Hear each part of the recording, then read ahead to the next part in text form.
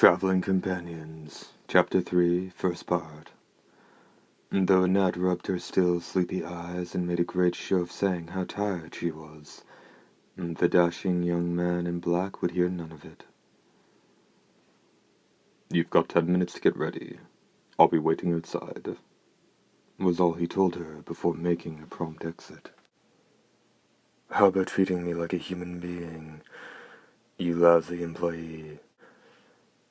she snarled, hurling her pillow at the door Dee had left through a good minute after he'd gone.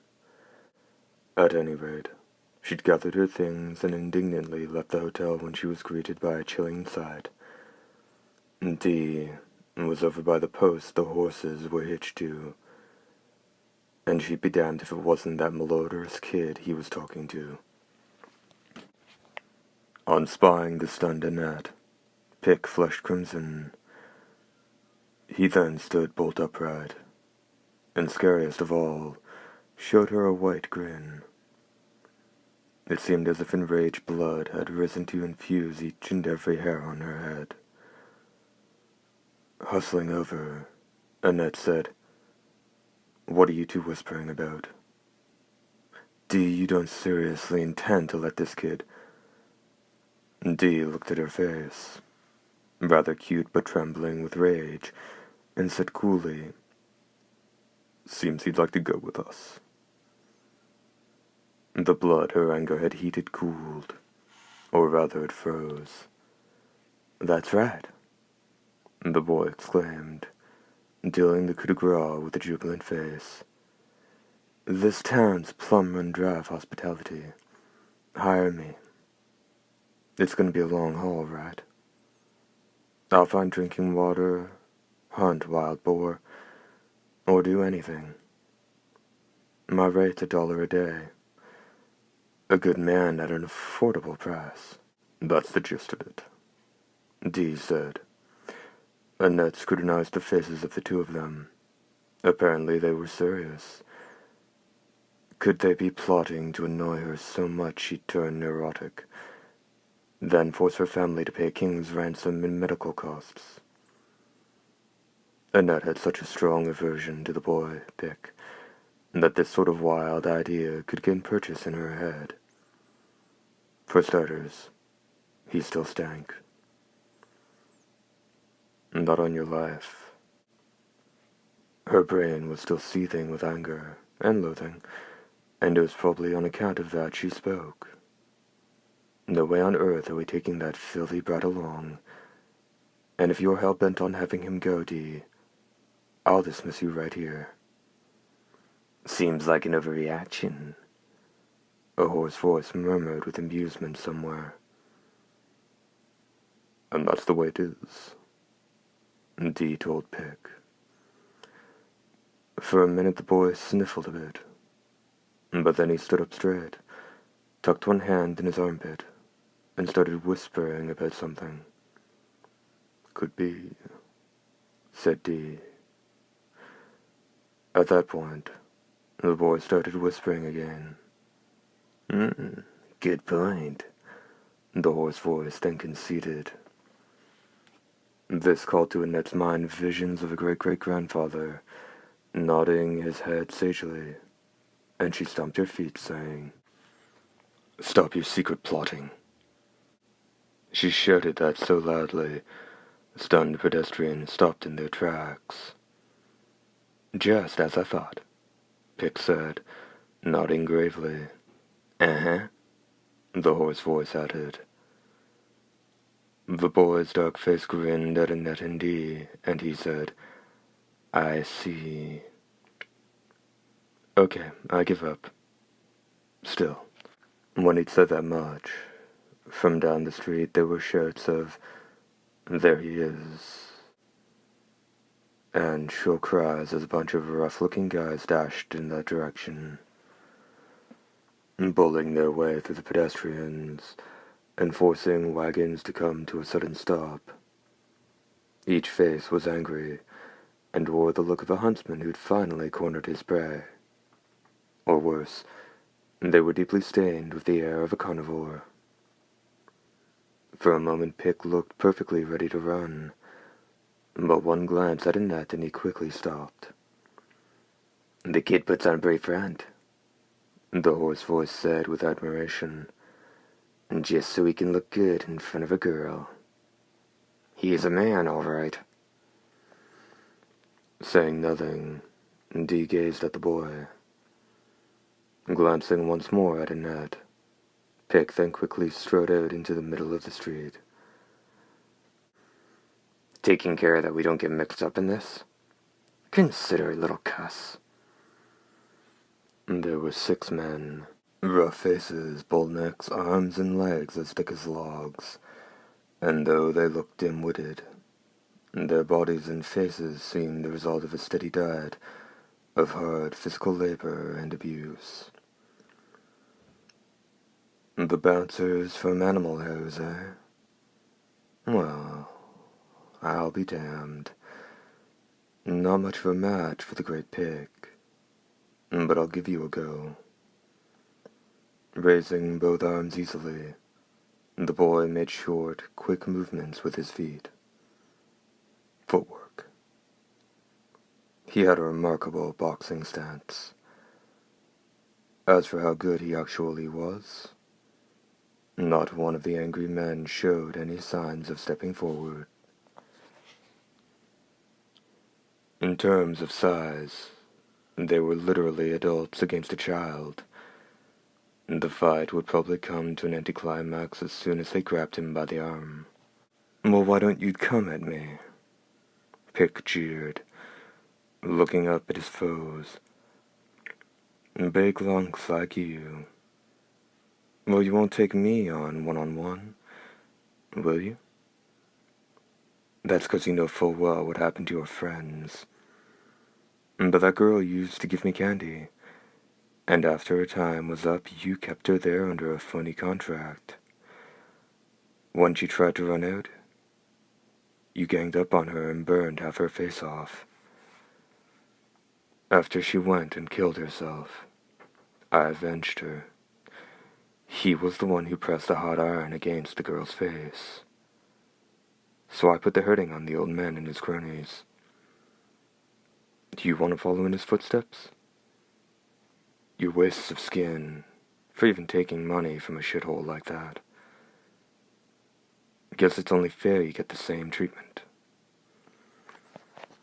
Not surprisingly, after the preteen had rattled on that far, every speck of hesitation was blown to the wind, and one of the men looked over at Dee.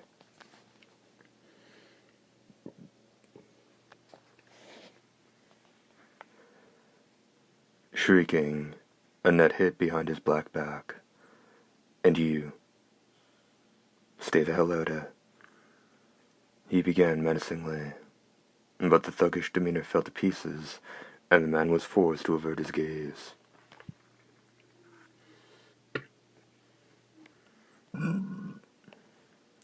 "So it's 1 against 6. Maybe 1 against 5.5. $1,000 on the kid," said the hoarse voice.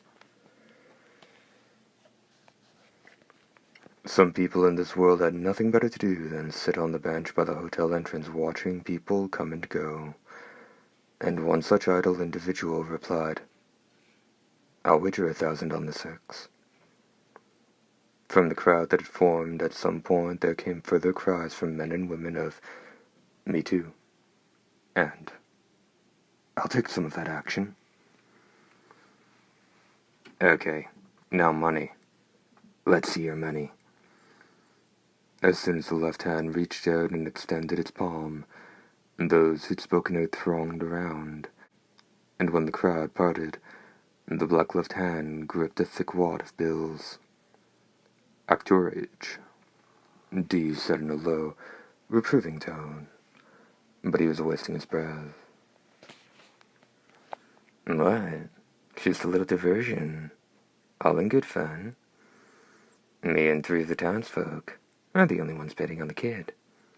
The other 15 all have their money on the 6. Travelers who don't know the situation, I guess. This'll be easy money." Not even waiting for Dee's next remark, the hoarse voice called out, "Okay, go get him." Three of the men suddenly charged at the kid, one from either side of him and one from the rear, making for a rather odd fight. The boy would be crushed by the giants before he could do anything. That's what everyone was thinking.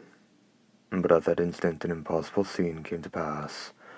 Who should be crawling on the ground clutching their solar plexus or knee or crotch but the giants? Slumping forward out of necessity, the men's bodies were exquisitely arranged, so that each supported the others.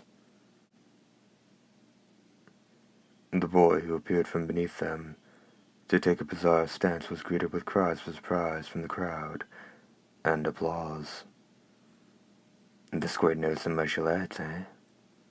the hoarse voice murmured. The tone carried something more than admiration, and strange ones at that. The voice was drowned out by the buzz of the crowd. 3 foes remained, and all of them were armed. One had a long sword, one a spiked club, and one an iron whip.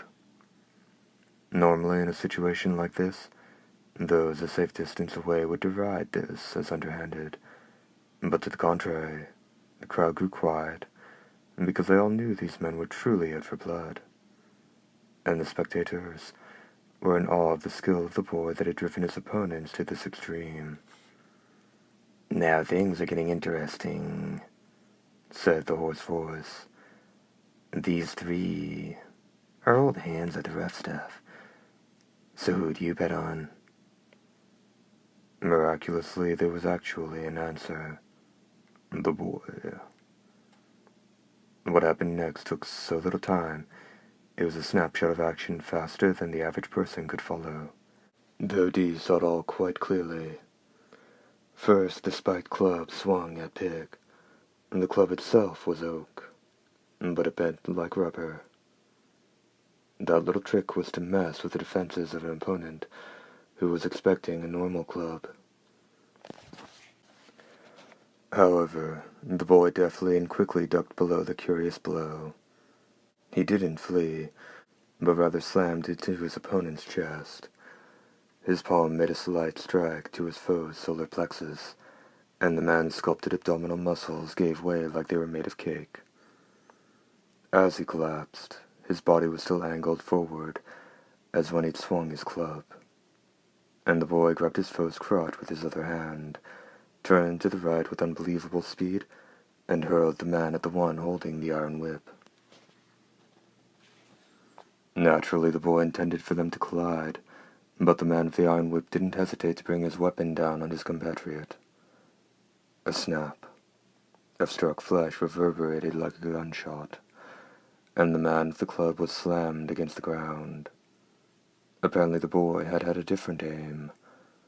Still poised as he'd been when he'd thrown the man, he bounded off to his left, right next to the guy with the long sword. Surprised by an attack contrary to his expectations, the man with the long sword still managed to make a horizontal swipe with his blade as he moved to the right.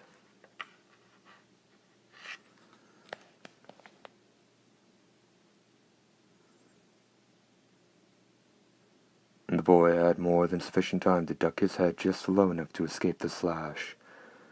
However, the sword blade ignored the law of inertia, stopping dead in midair, and then dropping toward the boy's head with less than 1/100th of a second's pause. The long sword's deadly blade, however, slashed only air. 1/1000th of a second sufficed for the boy's movements. Faster than the sword could make another slash, and the boy's foot shot up past the man's chest like a splash from a raging river, sending him toppling back with a shattered jaw. And though his body reeled, the man didn't drop on the spot. A black snake wound around him as if he were only in the way, and flung him back a good 30 feet.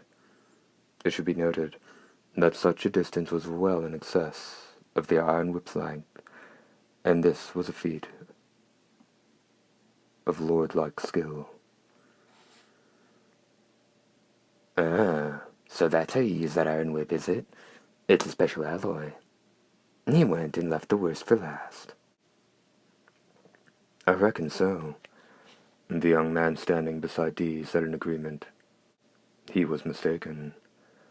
Shaking his tightly clenched fist, he said, "That whip fella goes by the name of Henshaw, and he's started trouble before with me and my friends. Just watch him right there. There's just no way of telling which way his whip's gonna come at you." A stout forearm was thrust out in front of Dee, and the flesh on the underside of it had been split like a pomegranate from the wrist to the elbow. First part, end.